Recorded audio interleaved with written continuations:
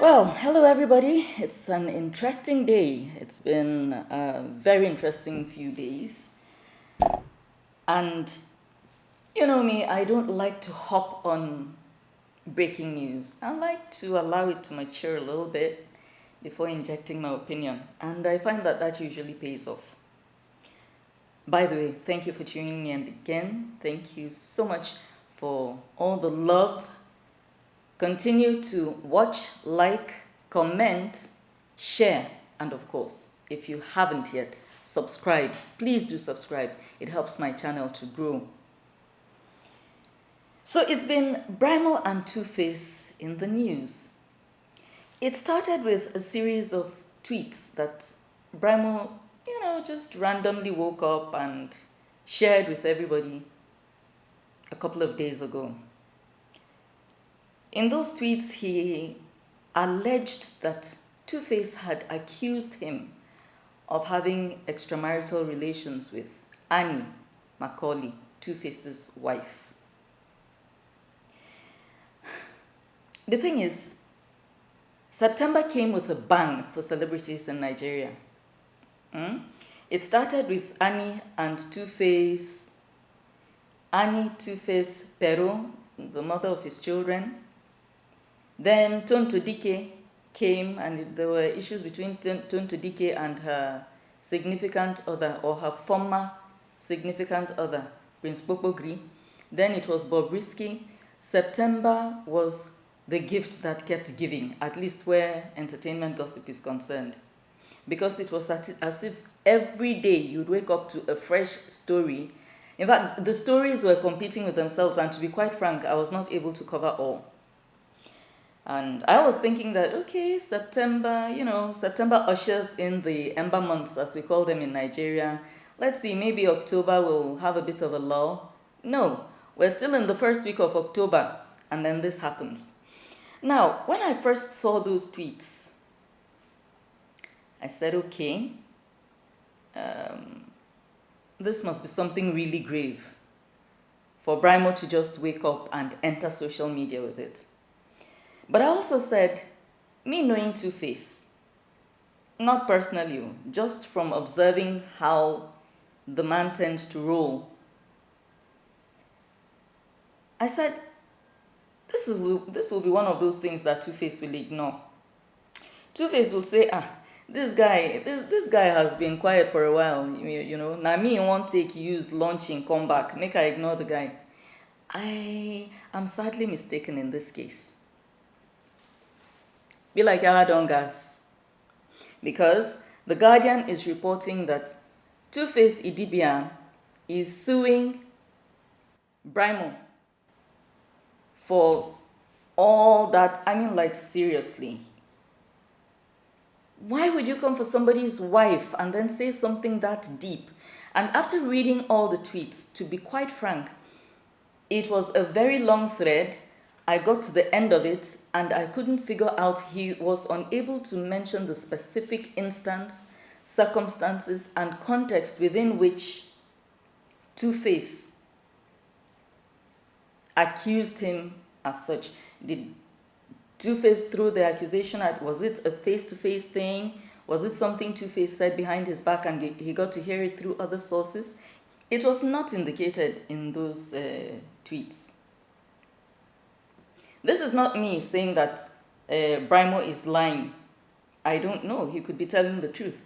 What I am saying categorically is that in that entire thread of tweets, there was nothing there where he categorically mentioned the instance or circumstance under which Two-Face accused him of sleeping with Annie.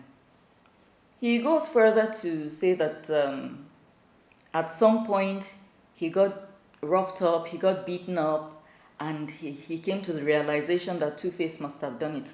Anyway, without boring you, without taking up too much of your time, I'll just read the tweets word for word. In the very recent past, a man falsely accused me of sleeping with his wife, and I've waited in angst, and the words were never taken back. Still, efforts were consistently made to prove I did it. Still, and my soul has known no lasting peace ever since. Mr. Innocent Idibia had, at an Afrima press conference in 2015, 2016 or thereabout, walked into the room, sat beside me, and elbowed me in a supposed greeting as much as 4 or 5 times, repeatedly while looking away saying, Brymo, Brymo, and we exchanged no other words that day.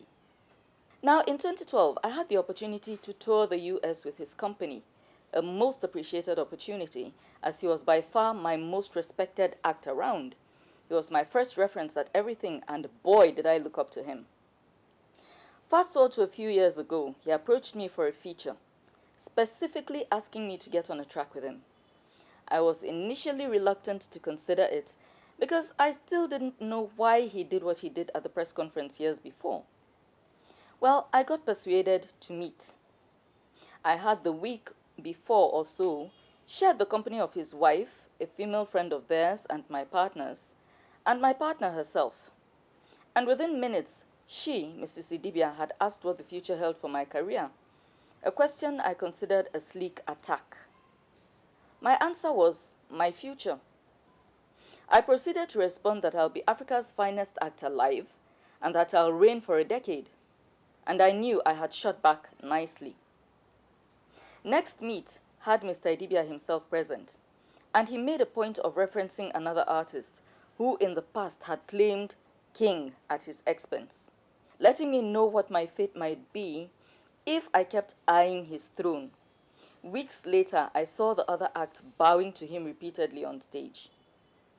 Weeks later, I was lured into being hosted by a friend I had just met, and after spending days getting high and philandering, I was asked if I would love to be a part of an organization, of which I responded, well, I might want to, except I do not subscribe to being battered. Minutes later, my host said he was walking down to another guest house where some guy had messed up and must be punished, told me to come but didn't wait for me. Well, I was the guy, it turned out. When I arrived at the gate on the street, I was asked to show ID. I tried to truly forcefully open the gate, stating that I was a guest of the hotel and didn't need ID. 4 boys bursted through the gates and launched an offense at me. I fought back, of course. Got a black eye too. Later, I found out from an undisclosed source that Mr. Idibia was responsible for the attack, yet I couldn't decide if it was for supposedly bedding his missus or for claiming the spot of the greatest artist alive. I would later ask him directly, of course, and he denied flat. Then minutes later, as the source also mentioned, that some people said I was saying things about him, and finished by saying, people just talk, and that the boys who attacked me called him Egbon. On that meet with him, my partner had asked me a question I had lied about before, and I had confessed about the girl. And when asked about still seeing his baby mama, he said he wasn't seeing her anymore, and the wife stormed off, not believing it. Now, Brymo fault, he said. Up until a few weeks ago, I have found myself being forcefully shoved to take on his life's image, to make his mistakes and experience his pains. Mr. Idibia has truly gone and tinkered with my life for months upon months. It may be prudent of him to desist from interactions with things and people that are close to me, in my domestic spaces and in the field of survival. I have carried these emotions for many months and won't rush to this for publicity. It is not funny. This is madness. So, well, that's it. And like I mentioned earlier, nowhere in these tweets do you see where he categorically mentions that Two-Face approached me at such and such a point in such circumstances and said this. It's not clearly indicated. The beating, he said that Two-Face arranged for him. We are not told clearly how he came to the conclusion that Two-Face was the one who arranged that beating.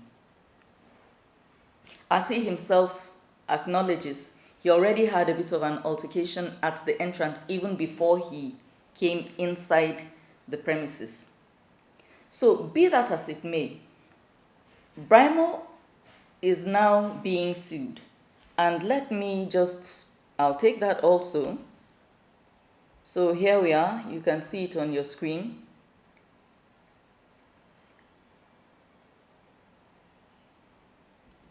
Two-Face Idibia threatens Brymo with 1 billion naira defamation suit.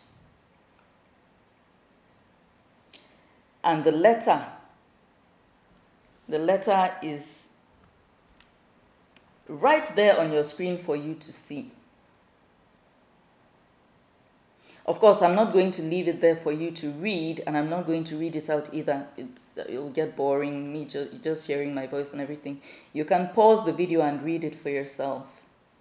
So this is real. The letter is dated 6th October 2021. Brymo made his allegations on the 4th of October, which was on Monday. So this shows you that Two-Face actually wasted no time addressing the matter, and that's not his usual style. So this probably struck a raw nerve with Two-Face. He usually, lets things slide. If you recall the whole palaver with Blackface and Two-Face, where I think Blackface, kind of feels like he also should be recognized for the success that African Queen became. That dragged on for years before Two-Face ever said anything. And in the latest, online bashing that has gone on amongst his family members and so on and so forth, at the end of it all, Two-Face just came out and, practically pleaded with the public to let his family be while they sort themselves out. So he's not given to, quickly reacting to such things. So for him to have not only reacted, but actually sued, that's like he's ready to go to court on this.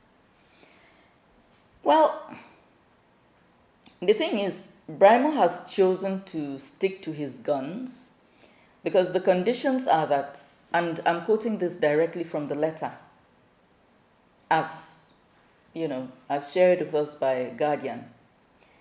It says, "We demand that within 48 hours of receipt of this letter, you withdraw your statements and publish on your entire social media accounts an unreserved apology to our client and his wife. Should you fail or refuse to meet our demands, we shall perfect our client's instructions to pursue redress by seeking no less than 1 billion naira in damages against you in court." Well, still going by this, Brymo still went back to his Twitter page to stick to his guns and insist that what he said was true. You see, the thing about, things like this is, if this matter winds up in court, Brymo will have to produce evidence that Two-Face actually said these things or threatened him or got people to beat him up. I think if Brymo had that, he would have already shared it with us. If it was in written form, if he had a recorded message somewhere, he would have shared it with us by now. So it's safe to assume he doesn't. So anyway, that's what's going on today. Two-Face, Brymo, they're at each other's throats. I know it will ultimately not go to court. I know it won't go to court. The fact that Two-Face is reacting when he usually doesn't react doesn't necessarily mean it didn't happen. Who is telling the truth? Who is lying? Will the matter end up in court? I personally feel it won't. I believe it will be resolved. But I also have a sneaking suspicion that maybe there's an album launch around the corner, and Brymo figured maybe he needs a little boost of publicity before that happens. Of course, the next few weeks will tell us whether I'm right or not. Thank you for watching. I'll be here again tomorrow with another big story.